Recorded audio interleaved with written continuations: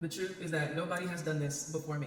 I'm the original creator of my art form, and I'm standing on that. You cannot sit here and own a geometric shape. Need you guys to show me where our ancestors are making sushi rolls and Rubik's Cubes, puzzle pieces, lightning strikes.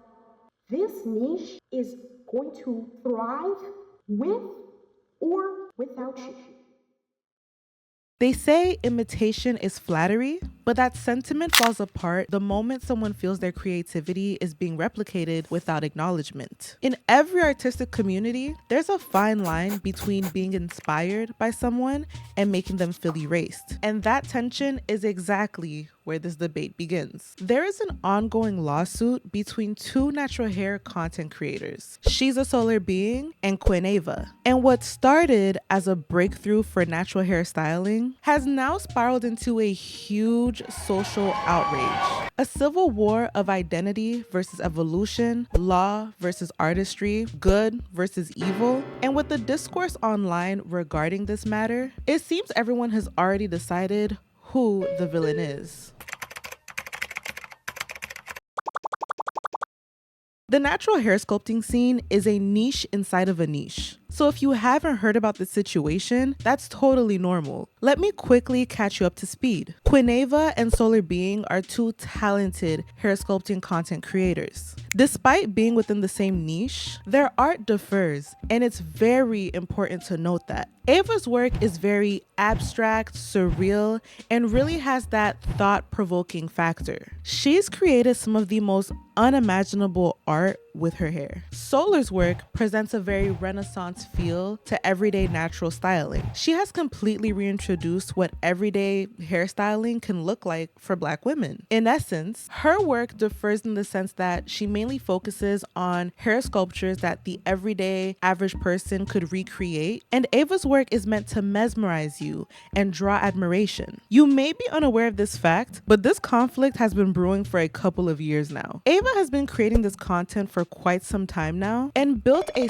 solid following before her TikTok unfortunately got deleted, forcing her to start over. And once Solar made her debut in the space, she also gained a decent following of her own and eventually became inspired to help her audience achieve one of her most popular sculpts, the Star Puff, beyond just a tutorial. She wanted to make it accessible, low effort, and long lasting. How can I save time doing hair sculpting? I also wanted to make the practice more accessible for the children specifically. And just like that, the Star Puff was born. This made sense, given that a large portion of her virality stemmed from her iconic Star Puff hairstyle. However, this is where Ava's frustration with Solar began. From the outside looking in, it seems Ava felt slighted by the arrival of this newcomer, suddenly showing up practicing the same art form without acknowledging or crediting her as an influence. Because to her knowledge, she was mainly the only person doing hair sculptures on the internet at the time. Solar has expressed numerous times that Ava was not her source of inspiration for hair sculpting. She became enamored with the art after reading a book about it. She even admitted that there was once a time where she finally came across Ava's content, drew inspiration, and credited her. The idea of turning my hair into a star was inspired by Pixie Boat's viral photo from Pinterest and also Queen Ava, who wore it for the natural hair show. But this didn't stop Ava from dropping subliminals about Solar. At one point, they even had a conversation via DMs and were planning to collaborate together. And when the time came, Solar unfollowed and ceased communication with Ava altogether.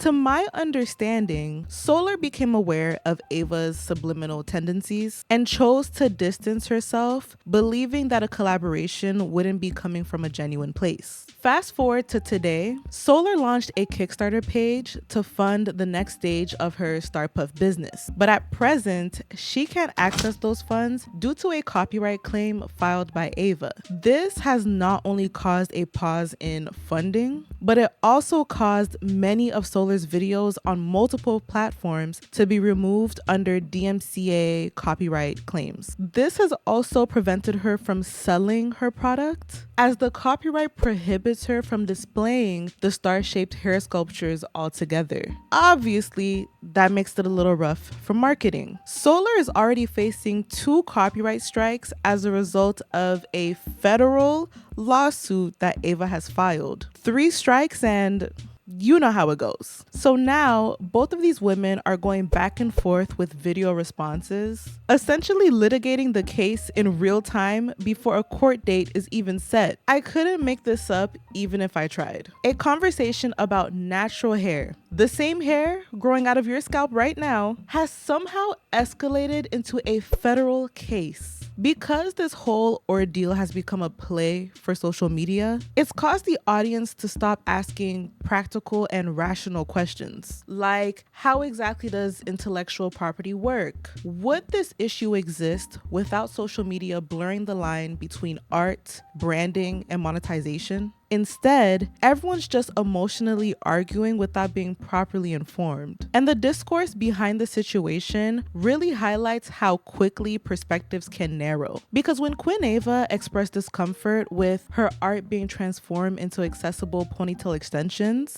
many commenters voiced sympathy and agreement with her frustration. And to a certain extent, this is an understandable point of view. Ava has been clear in that she takes pride in sculpting these styles from the hair that grows directly from her scalp.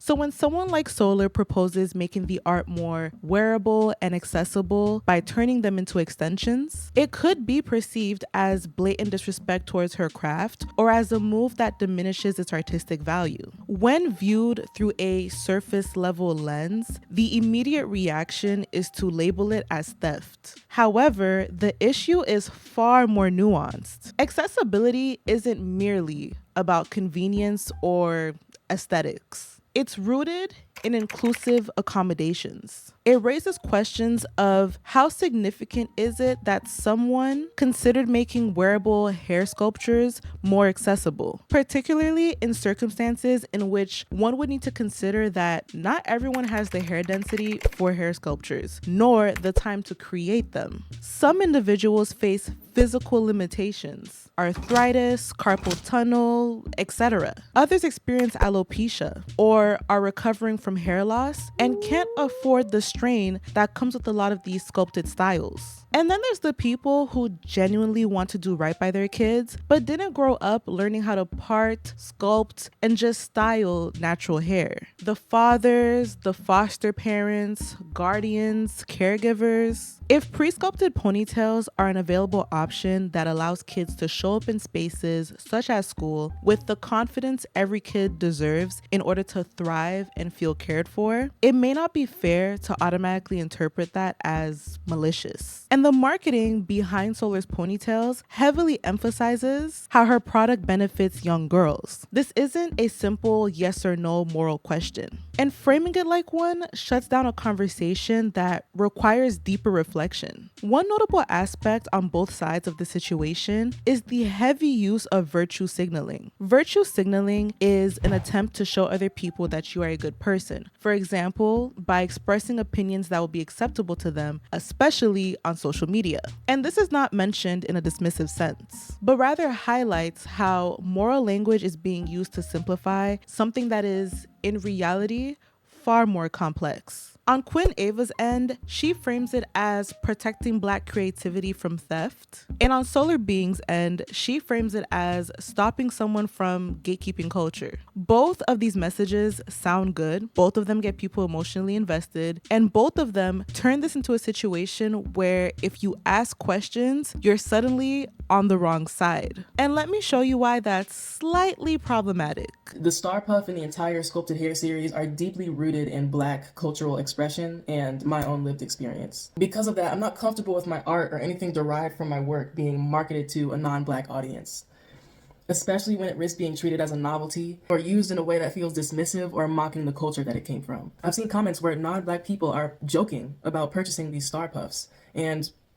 This is the exact dynamic that I don't want associated with my art or my brand. I also wanted to make the practice more accessible for the children specifically. It's really important to me that the children see the beauty in their natural hair textures early. And I know that even if their parents were able to sculpt their hair, it may not last all day, or it's not something that they could just practice all the time. It doesn't last. It's a high maintenance practice. And so that's why I came up with the solar beam sculpted hair extensions. In Ava's version of virtue signaling, she takes it as an opportunity to falsely throw Solar under the bus, accusing her of wanting to sell to people outside of the Black community. And the received intention is really to pull the heartstrings of the community to really feel as though Solar is not for the community. She's all about money. But in Solar's version of virtue signaling, she pulls on the community's heartstrings by just really emphasizing the fact that she does it for the kids. And it's all about healing her inner child. Solar has been consistent in voicing her brand's mission to the point where she even announced at some point that she'll be dropping an alphabet book where all the letters of the alphabet will be sculpted with her hair.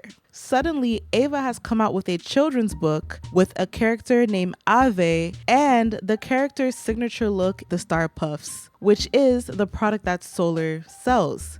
Meet Ave Avant-Garde. Ave is created from my hands, my mind, my lived experience. I've spent the past 2 years sculpting my hair and then hand drawing Ave to match those same shapes, ensuring that every character look reflected the real artistic work that I created on my own head. The fact that they're just constantly trying to one-up one another is just making the situation even messier. This is a conversation that touches something deeper than the surface issue, and that's exactly what's happening here. The more we talk about it, the clearer it's become. This hair sculpting convo is so intense because hair is not a neutral topic. Especially as Black women, hair is tied to our identity and autonomy. It's political, it's emotional. So as soon as the words lawsuit and ownership are in the same sentence as hair, it doesn't feel like a business dispute.